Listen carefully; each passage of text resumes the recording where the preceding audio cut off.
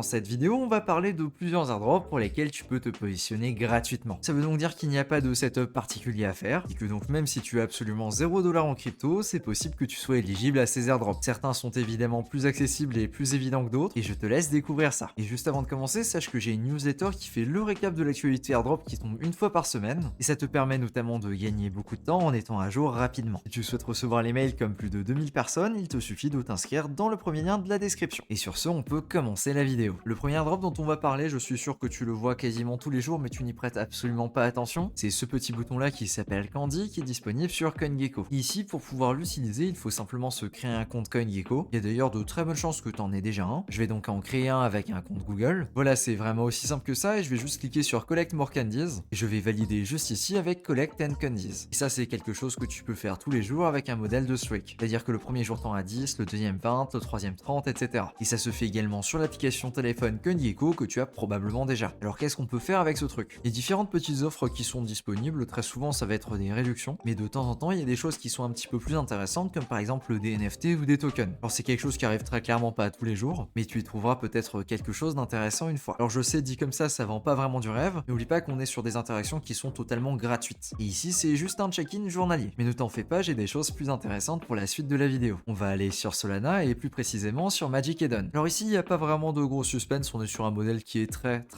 similaire, avec tout simplement un check-in journalier qui va te donner des gems. Je vais donc cliquer ici sur Claim mes 2 gems, et voilà, c'est validé, je peux claim les suivantes dans 24 heures. Pour accéder à cette page là, il te faut du coup juste un wallet qui est compatible avec Solana, et par contre il me semble qu'il te faut quand même des poussières de Solana. Ça c'est donc la première partie qui est disponible totalement gratuitement. Juste en dessous tu peux également gagner des points en créant ton profil en cliquant sur profil, et également en gagner en utilisant activement la plateforme Magic Eden qui du coup est un petit peu l'équivalent d'OpenSea sur Solana. À savoir que plus les fonds que tu vas utiliser sur la plateforme vont être importants, plus ce sera intéressant. Ici on spécule sur un potentiel airdrop de Magic Eden, qui du coup est l'une des principales marketplaces NFT sur Solana. Alors je vais pas détailler comment jouer Magic Eden dans cette vidéo, c'est pas du tout l'objectif vu qu'on est sur une vidéo qui se joue gratuitement. La seule chose que je mentionnerai, c'est d'éviter de jouer Magic Eden et Tensor sur le même compte, tout simplement car les deux vont avoir quelque chose qui s'appelle le Loyalty Score, et qui du coup va te faire gagner des points si tu es loyal à une plateforme plutôt qu'à une autre. Même si ça c'est quelque chose qui s'applique uniquement si tu génères du volume sur ces plateformes là. Si on souhaite continuer dans ces modèles là, on peut également mentionner le GM sur Layer 3. C'est exactement la même chose, c'est aussi un daily check-in. Tu vas tout simplement te connecter sur Layer 3 et tu vas venir cliquer sur le bouton GM juste ici. Et avec ça, tu as un coffre qui est disponible tous les jours. Et voilà, j'ai reçu 10 points d'expérience. C'est de l'expérience qui te permet de gagner en niveau, et on peut spéculer sur le fait que Layer 3 fera peut-être un airdrop en fonction du niveau des utilisateurs. Attention ici, ça me paraît quand même gros de venir récompenser les utilisateurs qui se contentent de faire le daily check-in. Maintenant qu'on a fait ces petites tâches là, on va peut-être pouvoir attaquer des choses un poil plus sérieuses, et ça va du coup être les testnets. On va par exemple avoir celui de Métis qui a commencé hier. Pour participer, c'est vraiment rien de bien compliqué, il te suffit d'avoir un MetaMask et un compte Telegram. Tu vas donc aller sur cette page que je vais mettre dans la description et tu vas connecter ton wallet,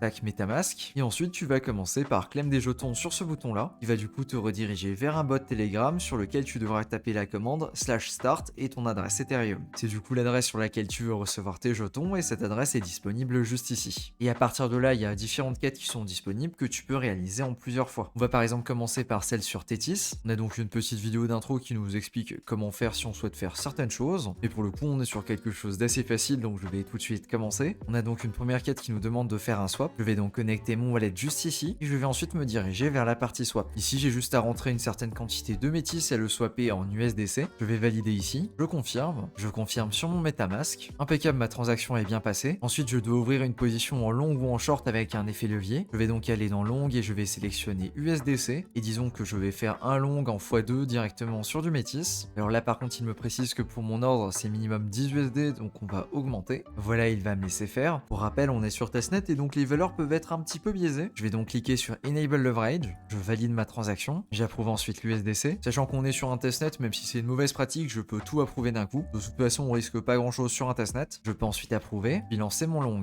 Pareil ici, je vais avoir un récap de ma position et je vais pouvoir la valider. Tu peux le voir, elle est en train de s'ouvrir. On est face à un petit souci technique, j'ai l'impression que ma position n'a pas été prise en compte. Je vais réessayer d'en recréer une. J'ai d'ailleurs l'impression qu'il ne détecte plus mon wallet, je vais donc déconnecter et reconnecter. Et ouais, c'est plutôt bizarre. Normalement, la quête a été validée vu qu'on a ouvert un long. On verra ça par la suite, j'ai envie de te dire. Et ensuite, on va en avoir une troisième. Là, on va ajouter de la liquidité sur le TLP. Qui du coup va se retrouver juste ici dans Liquidity et sur lequel on va pas pouvoir pas grand chose parce que le site ne détecte plus ma balance. Pour le coup, je suppose que c'est un problème temporaire et du coup, je vais pas pouvoir terminer la quête ici. C'est malheureusement très souvent le cas sur les testnets, là où l'expérience utilisateur est loin d'être la meilleure. C'est en partie pour ça qu'on parle de réseau de test en fait. Je vais essayer de faire F5 sur le site des quêtes et regarder s'il m'a validé des trucs. Effectivement, on dirait bien qu'il m'a coché le premier avec le swap. Pour le deuxième, a priori, on n'a pas réussi à le valider et pareil pour le troisième. Bon, écoute, j'ai fait un petit F5 et a priori, on est tout bon. Je vais donc essayer d'ajouter de la liquidité. Dans un premier temps, j'approuve et dans un deuxième, je vais cliquer sur Buy TLP. Impeccable, la transaction s'est validée. Et pour le coup, je vais réessayer d'ouvrir une position en longue. Ici, je vais cocher le slippage, c'était peut-être ça qui avait bloqué. Je confirme. Impeccable, il vient de me cocher la liquidité. Par contre, pour la position avec effet levier, ça a l'air d'être plus compliqué. Tu sais quoi, je vais essayer cette fois-ci avec un ordre limite. Impeccable, on va voir très vite si ça fonctionne. Écoute, il a l'air d'être disponible ici. Et maintenant, il faudra attendre qu'il me le valide. Mais on peut le faire avec différents projets comme NetSwap ou Mousse, Midas ou encore LeakTech juste ici. Alors, je vais pas tourner une petite démonstration pour chacun de ces projets dans cette vidéo, c'est plutôt en ligne droite. L'objectif de ce testnet, c'est de faire un stress test, c'est-à-dire de spammer les transactions pour tester une mise à jour qui va arriver très bientôt sur Métis. Cette mise à jour là, c'est la décentralisation du séquenceur et du coup une pièce maîtresse des rollups. Métis étant à ma connaissance le premier projet qui essaye de décentraliser son séquenceur. Concernant la récompense, on ne sait pas exactement à quoi ça fait référence, c'est simplement mentionné qu'il y aura une récompense en fonction des points que tu auras accumulés. Et on retrouve également l'information qu'il y aura 2 saisons, une première qui du coup est celle que je viens de présenter juste ici, et une deuxième qui n'a pas l'air d'être encore définie. Et ce que je viens de te montrer là à travers l'exemple de Métis, et ben c'est typiquement sous ce format là que tu vas retrouver la majorité des testnets avec incentives, un modèle de quête avec des fonds qui sont alloués. Et généralement ce sont pas les activités qui vont être les plus intéressantes pour générer de l'argent via les airdrops, et ce pour plusieurs raisons. La première c'est déjà que n'importe qui peut se positionner dessus et qu'il n'y a absolument aucune restriction. Tu as bien vu, n'importe qui peut télécharger MetaMask et utiliser un compte Telegram pour pouvoir participer. Ensuite la deuxième c'est que très souvent les incentives sont déjà annoncés à l'avance, et donc les gens ont les attentes et vont effectivement venir farmer ces projets comme si leur vie en dépendait. Oui, je connais certaines personnes qui font ça, et du coup on peut très vite se retrouver avec des récompenses qui sont plutôt décevantes, comme par exemple l'airdrop de Sei. On va maintenant continuer dans cette direction avec l'airdrop de ZetaChain, et ici il s'agit d'une campagne entre ZetaChain et XDeFi. XDeFi est du coup le wallet.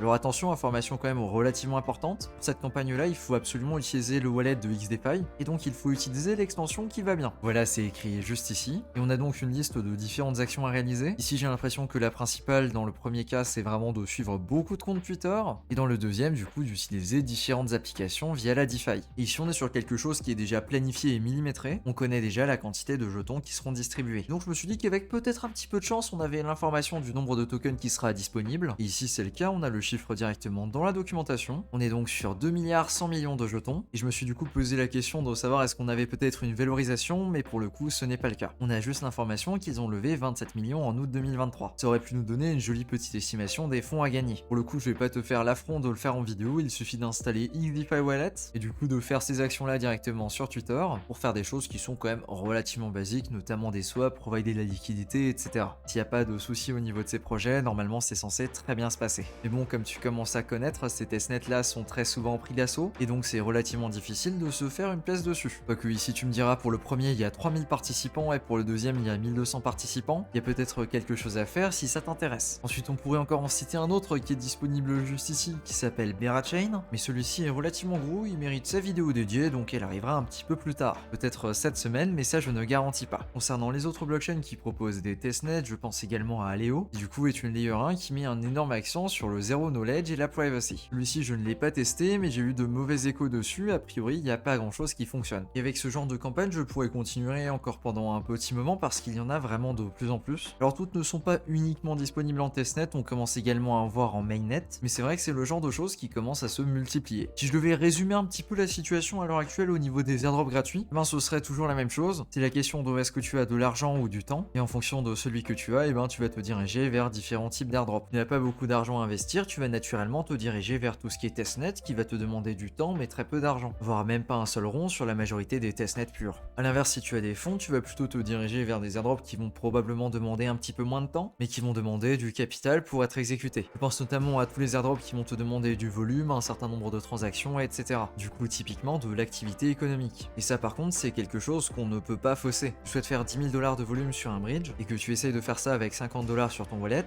et ben j'ai une mauvaise nouvelle pour toi, mais avant de valider tes 200 transactions, tu vas tomber à court parce que tu auras payé tout ça en frais. Il faut donc bien être au courant de ces réalités-là. Et l'opposé le plus extrême, on a certains airdrops qu'on peut qualifier de passifs, et du coup cela ne te demande quasiment pas d'investissement forcément au niveau de ton temps, mais par contre vont être plus intéressants le plus d'argent tu as à déposer sur ces stratégies-là. Ici je pense à des Eigenlayer, des Cosmos ou encore des TIA par exemple. À mon sens, c'est donc super important de savoir où est-ce que tu te situes au niveau de l'échelle temps-argent pour vraiment cibler les airdrops qui vont être les plus intéressants pour toi. Voilà, je pense que j'ai tout dit sur cette vidéo. Merci à toi de ton attention et sur ce, je te dis à plus pour une prochaine.